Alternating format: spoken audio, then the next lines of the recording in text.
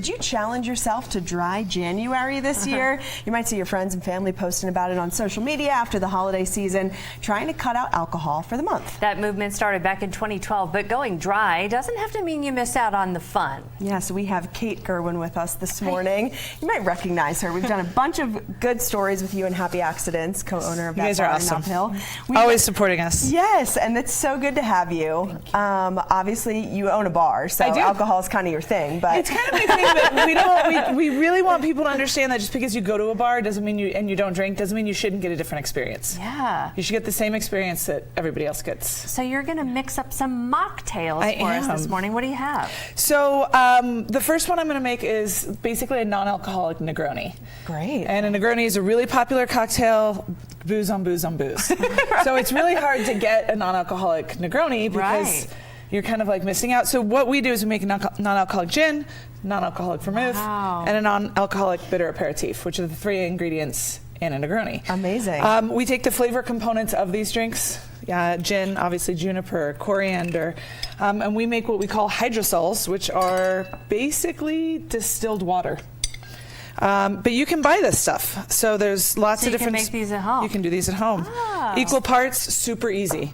So non-alcoholic gin is a normal thing that you can find. It is a normal thing at Total store. Wine Oh, anywhere, cool. like Jubilation. Ritual makes one, Liars makes one. They're delicious. They're really, really, really good.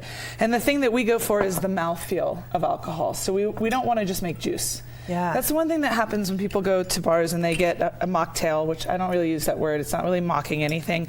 But non-alcoholic spirits, the thing we look for is mouthfeel and complexity, because we want people to get the same experience. And sometimes these drinks are actually more labor intensive and more difficult to make than our regular drinks. Interesting. But we don't want you to it's not juice. We don't want you to, it needs to be sophisticated. And so there's clove. Look how fancy. Yeah. So this one's really fun. Good. Kate, while you're mixing up too, because we only, limited time in our segment.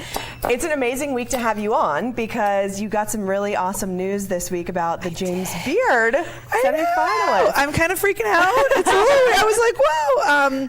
I found out there's 5 amazing chefs, restaurateurs, bakery in New Mexico that have been nominated for James Beard this year. But this year was the first year they did specific categories for beverage professionals. And I am a semifinalist for cocktail professional in the US. When do you find out? So they announce the finalists, which are the top 5, in April, and then the top 5 go to Chicago for the fancy red carpet. So you're going to be in Chicago. I'm happy to be at the table. Yes. The next one that you're the next one is called Chicha Morada. Chicha Morada is a Peruvian purple corn drink. And we know these are your glass. I designed this glass. It's called the Glitch. Cool. I'm very excited about it. And we have 30 seconds. Okay. Purple corn, pineapple. It's basically a tea. Purple corn, pineapple, clove, cinnamon, anise.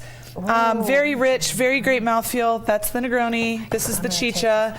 There's a big ice cube in there. Sorry about that. Really fun drinks. Ooh, it does taste like, I taste the tea. Yeah, so tea is great for tannins, and it kind of mocks the alcohol, that astringency. So you're looking for things that are really full-bodied and fun. We'll use glycerin, we'll use teas, we'll use tannins, all kinds of stuff. Thank you so much for coming on. Of course, all the time, anytime. You can find these at your bar, but also, like you said, ingredients you can make them at at Total home. Wine. Yeah, you can totally make them at home, and you can have great cocktail parties without the alcohol. Love it.